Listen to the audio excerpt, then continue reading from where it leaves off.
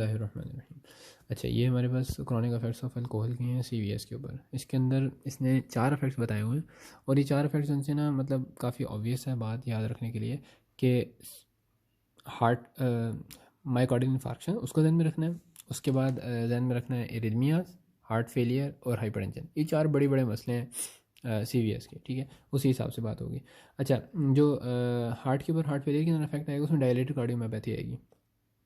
ये idiopathic cardiomyopathy से थोड़ी सी डिफरेंट है कि मतलब ये कि इसका जो कॉन्सिक्वेंस है वो थोड़ा ज़्यादा ख़तरनाक होता है, लेकिन अगर अल्कोहल छोड़ दी जाए तो हमारे पास ये बेहतर इंप्रूव हो जाती है, ठीक है। सारी सिचुएशन बेहतर होना शुरू हो जाती है, हार्ट साइज जो है वो बेहतर हो जाता है, फंक्शन भी इंप्रूव हो जाता है।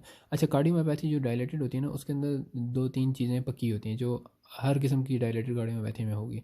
उसमें क्या होगा कि हार्ट जो है वो डायलेटेड हो जाएगा, ठीक है। दूसरे नंबर पर उसके जो सेल्स हैं वो इलोंगेटेड हो जाएंगे और एलोंगेटेड होने के हिसाब से वो कहते हैं कि कार्डियक मायोपैथी हो रही है, ठीक है। और इसके साथ साथ फाइब्रोसिस भी समटाइम्स होती है जो कि पैथोलॉजी बुक के मुताबिक वो फाइब्रोसिस प्रीवियस मायोकार्डाइटिस की वजह से अक्सर हो रहा होता है, या इस डायलेटेड कार्डियोमायोपैथी की वजह से सेल्स का इस्कीमिया होता है जिसकी वजह से हमारे पास वहाँ पे फाइब्रोसिस हो जाती है। सो हमारे पास ये 3 सिम्टम्स आ जाते हैं उसके डायलेटेड कार्डियोमायोपैथी के, ये सारे एसोसिएटेड आपस में, ठीक है। अच्छा, अब इसके साथ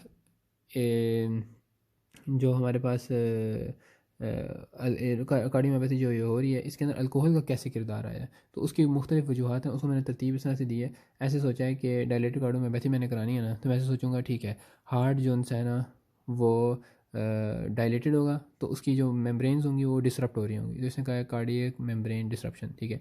जब वो डिसरप्ट हो रही होंगी तो अब उसकी वजह से जो उसके आइन चैनल्स हैं वो भी ख़राब हो रहे होंगे, तो हमारे पास सार्कोप्लाज्मिक रेटिकुलम जो आइन चैनल है उससे जन्म में सार्कोप्लाज्मिक रेटिकुलम भी आता है ना, क्योंकि वो कैल्शियम का उससे ताल्लुक है। और साथ में हमारे पास up regulation of the calcium channels भी हो रही होती है, ठीक है, इसके अंदर। और चूंकि डायलेटेड कार्डियोमायोपैथी है तो हार्ट जो है वो फ्लैबी सा हो जाता है, मोटा सा बड़ा सा नज़र आता है, तो मोटे से जहन में आता है फैटी एसिड और फॉस्फोलिपिड्स की डिपोजिशन भी सेल के अंदर बढ़ जाती है। और इसके साथ हमारे पास मोटा सा होगा तो उससे जहन में आता है कि वो थका हुआ होगा हर वक्त, तो उसके अंदर जो है वो हमारे पास depress function of the mitochondria आ जाता है। तो ये मेन बात थी। और अल्कोहल को अगर आप छोड़ देंगे तो बेहतरी आ जाएगी। फिर दूसरे नंबर पे एरिथमिया ज़्यादा पी लो या छोड़ दो बिल्कुल ही, मतलब एक्सट्रीम्स की बातें हैं। मतलब हैवी बिंज ड्रिंकिंग करेंगे तो तब भी एट्रियल वेंट्रिकुलर फिब्रिलेशन होगी, विड्रॉल करेंगे तब भी फिब्रिलेशन होगी, और ये फिब्रिलेशन जो है वो सीजर सिनकोपी एंड डेथ के अंदर बायस बन सकती है। और इसके अलावा जो है इसकी वजह जो होती है ना इन एरिथमियाज़ की विड्रॉल के अंदर वो वही होती है पोटेशियम मैग्नीशियम, मतलब आयनिक बैलेंस खराब, आयनिक बैलेंस जो है वो ख़राब कर दिया। और कैटेकोलामीन्स बहुत ज़्यादा हाई रिलीज़ होती हैं, तो उसकी वजह से हमारे पास एरिथमियाज़ होते हैं। एरिथमियाज़ से मैं जन में ऐसे रखूँगा कि विड्रॉल हुआ तो उसकी वजह से वो हाइपर एक्साइटेबिलिटी के सिम्टम्स आते थे और डिलीरियम ट्रेमेंस के सिम्टम्स आते थे, तो मैं उससे जन में रखूँगा हाइपर एक्साइटेबिलिटी से कैटेकोलामीन्स जन में आते हैं, और मैग्नीशियम एंड पोटेशियम जो हैं वो एरिथमियाज़ के साथ एसोसिएटेड हैं वैसे ही, मेनली पोटेशियम। अच्छा, फिर हाइपरटेंशन का इसने कहा है कि इंडिपेंडेंट लिंक है इसका 5% केसेस के अंदर, कि टोटली कुछ भी कोई और रिस्क ना हो उस बंदे के अंदर, सिर्फ वो अल्कोहल पीता हो तो 5% चांस है कि हाइपरटेंशन होगी। अगर इसको आप छोड़ देंगे तो हाइपरटेंशन बेहतर हो जाती है, और ड्रग्स आप देंगे तो वो ठीक हो जाएगा, बेहतरी आ जाएगी, मतलब सिम्टम्स ठीक हो जाएंगे, हाइपरटेंशन कंट्रोल हो जाएगी। और कॉरोनरी हार्ट डिजीज़ के अंदर वही वाली कुरान के अंदर अल्लाह ताला ने फरमाया कि इसके कुछ फ़ायदे हैं और बेशुमार नुकसानात बेशुमार उसने बयान कर दिए।